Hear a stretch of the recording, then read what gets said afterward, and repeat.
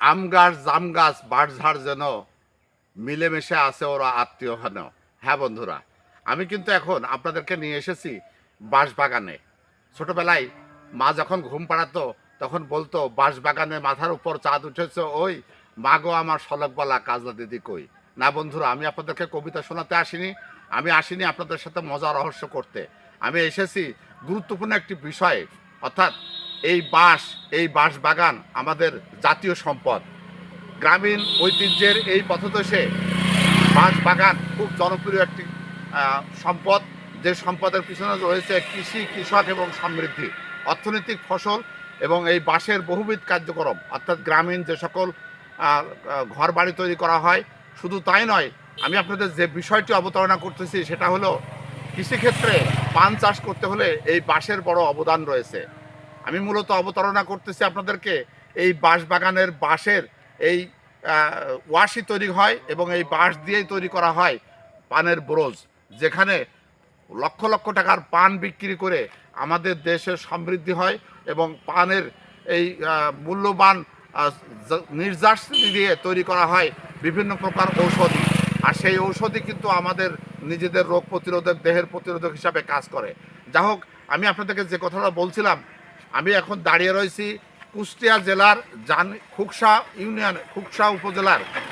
কুষ্টিয়া জেলার খুকসা উপজেলার জানিপুর ইউনিয়নের এই একতারপুর এই গ্রামের এই মাঝখানে, যেখানে প্রচুর মাঠ এবং রাস্তার দুপাশে এরকম বাঁশের ঝাড় রয়েছে। আর এই বাঁশের সমৃদ্ধিটা এই জন্যই বলছি, কারণ এখানকার সাধারণ মানুষ প্রচুর পরিমাণে পানের ব্রোজের আবাদ করে।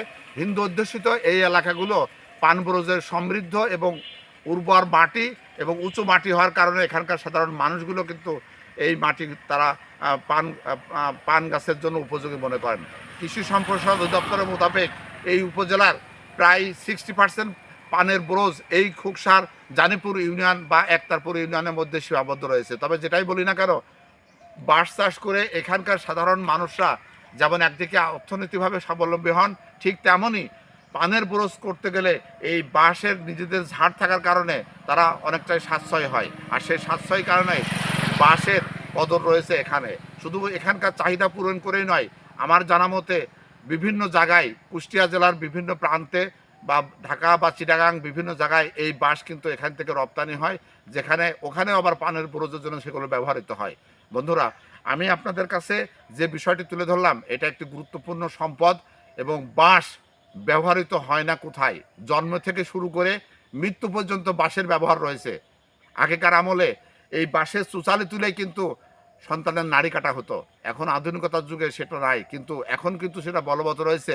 একজন মানুষ যদি মারা যায়, তাকে সর্বশেষ দাহ দাহ করতে হিন্দু ধর্মে যেমন কার খাটলিতে লাগে, মুসলিম ধর্মে ঠিক তেমনই তাকে বাঁশের উপর কাজ চারাট দিয়ে তাকে ঢেকে দেওয়া হয়।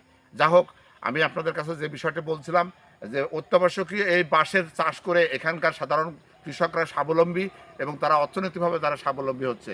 আসুন আমরা এই পানের ব্রোজের পাশাপাশি এই বাঁশের চাষ করে এখানকার সমৃদ্ধি গড়ে তুলতে সাধারণ মানুষের সরকারিভাবে অনুদানের তারা যেমন দাবি করছে, ঠিক তেমনই কৃষি সম্প্রসারণ অধিদপ্তরের পক্ষ থেকে এদেরকে পণ্যদরা দিয়ে এবং বাঁশ উৎপাদনে সাধারণ কৃষকদেরকে উৎসাহিত দিয়ে উজ্জীবিত করবেন, সেই আশাবাদ ব্যক্ত করেই আমি আপনাদের কাছ থেকে বিদায় চাইছি। কুষ্টিয়ার খোকসা উপজেলার জানিপুর ইউনিয়নের একতারপুর গ্রামের এই বাঁশবাগান থেকে।